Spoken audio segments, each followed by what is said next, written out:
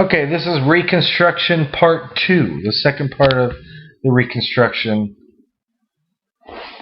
lecture. Okay, as we said before, we were talking about the different plans. The presidential Reconstruction plan, which Lincoln wanted. Obviously, he was assassinated. President Johnson wanted, but he didn't have the power to carry it out. So we're going to follow the Congressional Reconstruction plan, which was much more harsh on the South, much more harsh on the Confederates. So that's the plan we're under, okay? So a lot of tension between the North and the South still, and so forth. We talked about some of the ways that the North tried to help with the Freedmen's Bureau, and then now the South has actually tried to reenact the old slave codes called the Black Codes to try to control the black population.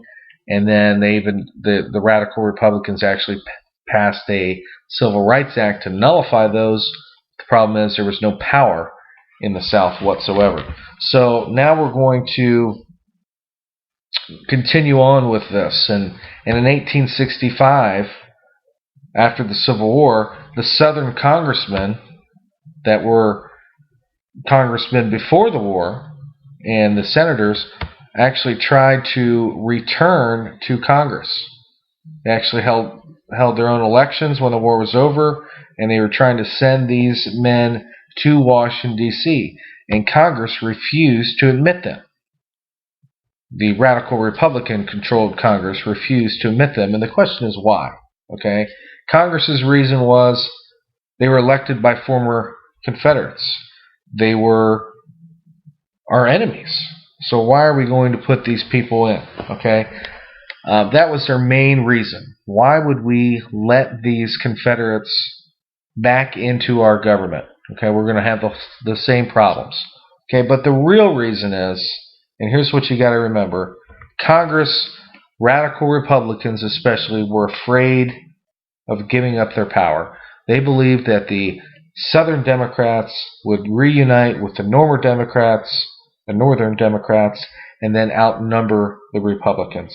Okay, so that was the real reason. Okay, there's always real reasons behind it. That's not going to be stated by the radical Republicans, but that's going to be what really drives the radical Republicans in the way they act here. Okay, so that's going to be part of the, no former Confederate can participate and things like that.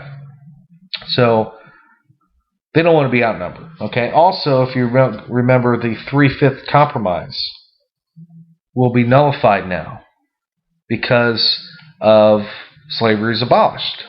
Okay.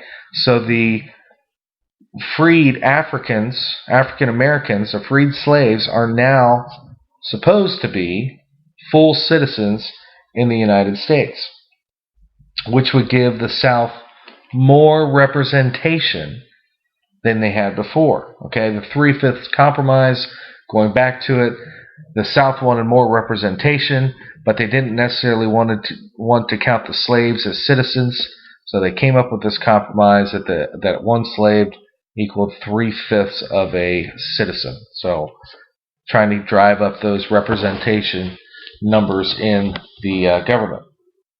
So that's gone now. So the 3/5 compromise is done. So they'll have more reps, which would give them even more power.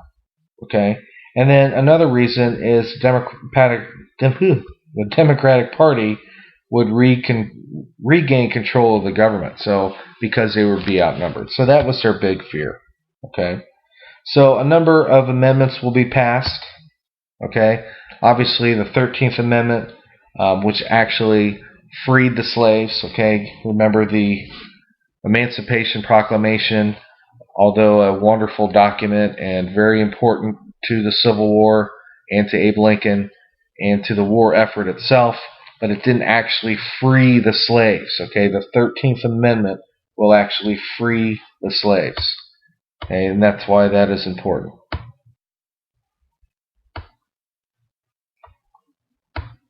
The 14th Amendment.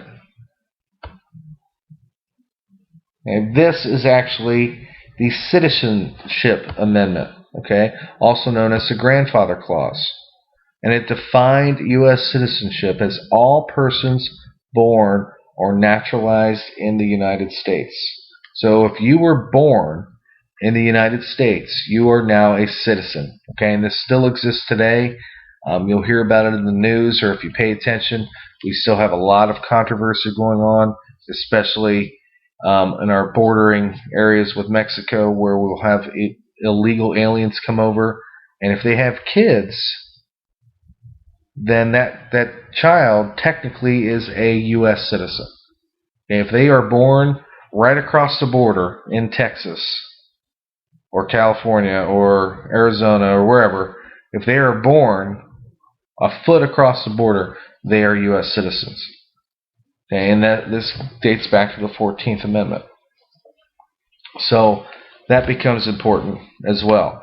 Now, with this, it also forbade any state to deprive citizens of their rights of due process or the equal protection law. So that went along with it. So everybody, including the freed slaves, now have the right to due process, a fair trial, a quick trial, have their rights read to them, and all that. So they cannot be denied any of those rights. However, here's the little tricky thing here. It reduced congressional representation of any state depriving citizens of the right to vote. So if your state was caught depriving citizens of the right to vote in any way, then you are supposed to lose representation in Congress, which would lessen your state's power. However, if you look in the bottom, it was never enforced, okay? And we'll talk about some of those things that were trying to keep especially the freed slaves from voting. And we'll talk about those down the road, whether it was a poll tax, a literacy test, all those things. But those things should not have ever happened, but unfortunately they did. And here was one that was kind of, what this has to do with citizenship, I'm not so sure, but this was actually part of the amendment. Anyone who held federal or state office and then supported the Congression or the Confederate States of America or the CSA could not hold public office without being pardoned by a 2/3 vote of Congress. Okay, so that really has nothing to do with the Citizenship Clause, but it was thrown in there because that's basically going to keep those ex-Confederates out of the government. And to get a 2/3 vote of Congress in a radical Republican-dominated Congress, that's not going to happen. Okay, so that was slid in there, and very controversial, as we're going to see. They'll actually all finally be pardoned, but not until 1872. But so there is some time before this all takes place. And then the 15th Amendment. The 15th Amendment was basically the right to vote. Okay, this gave people should not be denied the right to vote because of race, color, or previous condition of servitude.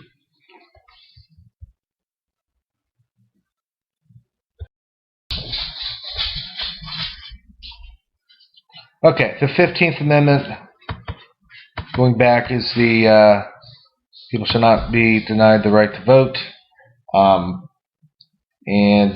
Those were basically those are called the Civil War Amendments, also known as the Reconstruction Amendments. So remember those, the 13th, 14th, 15th Amendment. Those are very important. Make sure you star those. You're going to hear those a lot.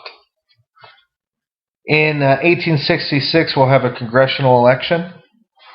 The radical Republicans gain a 2/3 majority in both houses.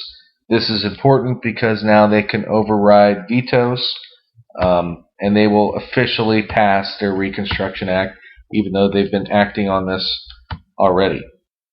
Oops, let me go back to that. Sorry.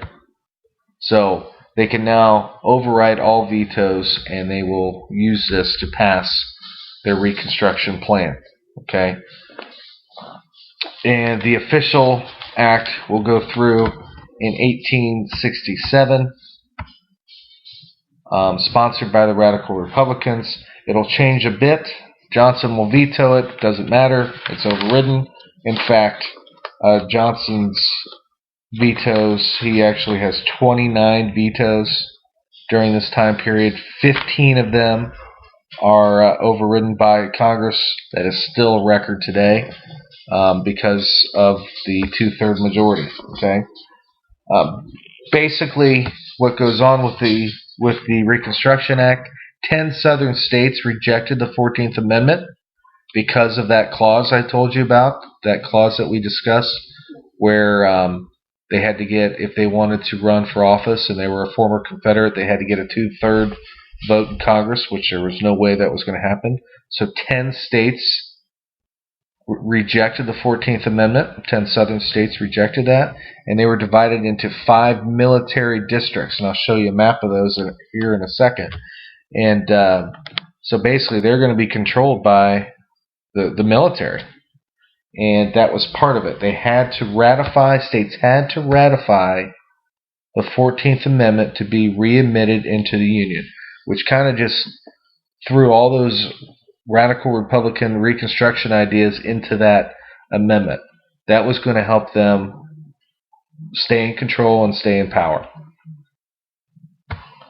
The freedmen had the right to vote and hold office, and in fact we'll see many former slaves gain political office during this time because frankly they were the ones, basically the only ones that were doing all the voting.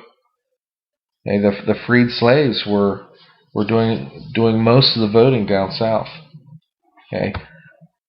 The radical Republicans' hate now turns to President Johnson, okay, because of those vetoes, because he was seen as an obstacle to the plan.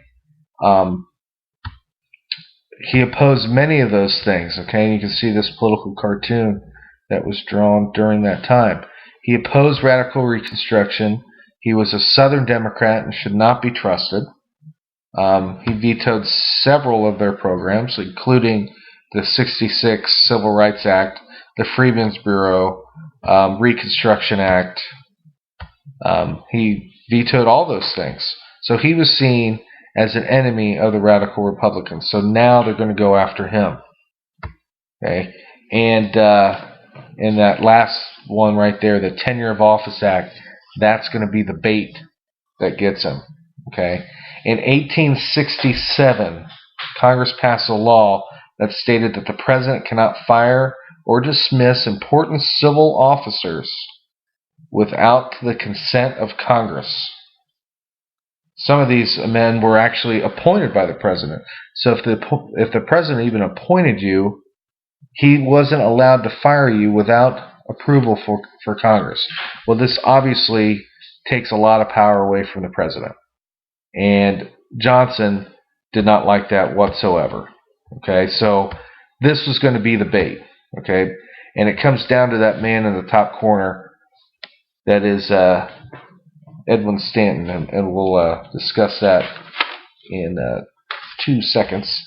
But he had to the dismissal of any high government official had to be approved by Senate, and obviously Johnson will veto this. Says it's unconstitutional, the veto is overridden, and it's put into law.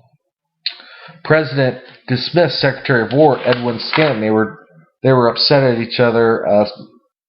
President Johnson didn't think he was doing a very good job, and in fact, Secretary of War Edwin Stanton actually kind of went over his head, and basically it was a trap. Okay, so President Johnson dismissed Secretary of War Edwin Stanton, and this is in violation of the Tenure of Office Act, and they impeach